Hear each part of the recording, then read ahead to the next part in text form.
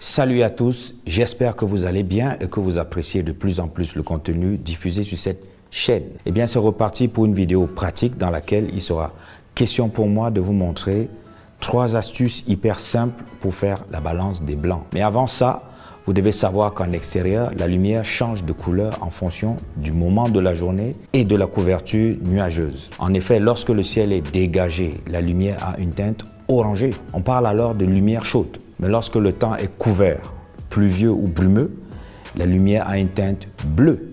Là, on parle de lumière froide. Pour donc quantifier ces changements de couleur, on utilise le terme de température de couleur. Chaque source lumineuse a donc une température de couleur différente qui est mesurée en Kelvin, grand K. Vu que les caméras n'ont pas la même facilité à s'adapter aux différences de température de couleur, elles font donc appel au réglage de la balance des blancs pour que le blanc soit toujours vu en blanc, même si la lumière change de couleur. La balance des blancs, c'est donc la manipulation qui consiste à régler l'appareil pour que les zones blanches de votre scène restent tout aussi blanches, quelle que soit la température de couleur. Alors, pour faire la balance des blancs sur votre appareil, vous disposez de 3 méthodes. 1. Le réglage automatique de la balance des blancs ou l'auto-white balance. Prenez un format papier blanc de préférence. Ensuite, remplissez le cadre avec ce format papier. Et enfin, appuyez sur le bouton AWB. Sur le moniteur, si vous voyez qu'il s'affiche OK, c'est que la balance des blancs a été faite. Dans le cas contraire, recommencez. 2. Les pré-réglages. Ils constituent une aide à la balance des blancs. Ce sont des réglages adaptés à différents types de lumière ou à différents moments de la journée. En fonction de votre modèle de caméra, vous trouverez des réglages tels que incandescent, ensoleillé, nuageux, 5600K ou encore 3200K. Bref, voici un tableau résumant le topo.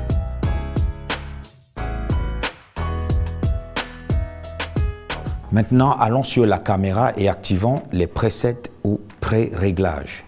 Nous constatons que l'appareil propose 5600K correspondant aux teintes froides et 3200K correspondant aux teintes chaudes. De façon simple, choisissez le pré-réglage proche de ce que voit votre œil. 3. Le réglage manuel. Si vous n'êtes pas satisfait des presets ou pré-réglages, utilisez le réglage manuel pour vous permettre de régler plus librement votre balance des blancs. Cette option offre plus de liberté mais nécessite quand même une certaine expérience pour l'utiliser efficacement. En mode manuel, rassurez-vous que la température de couleur que voit votre œil correspond plus ou moins à celle qui est affichée sur votre LCD ou votre viseur. Là, on est sur la caméra. J'active le mode manuel. Sur cet appareil, il s'agit du mode VAR pour variable. Il va me permettre de varier graduellement entre les teintes froides et les teintes chaudes, augmentant ainsi la précision au niveau du réglage de la balance.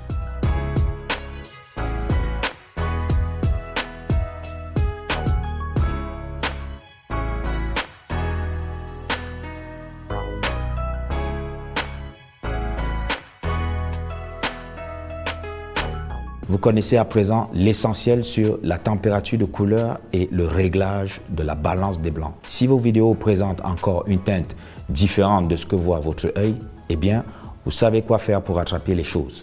La balance des blancs est aussi un formidable outil créatif. Selon ce que vous souhaitez exprimer, vous avez la possibilité de réchauffer ou de refroidir les couleurs. Moi, je vous recommande d'essayer de manipuler la balance des blancs sur votre appareil dès aujourd'hui ou dès ce week-end.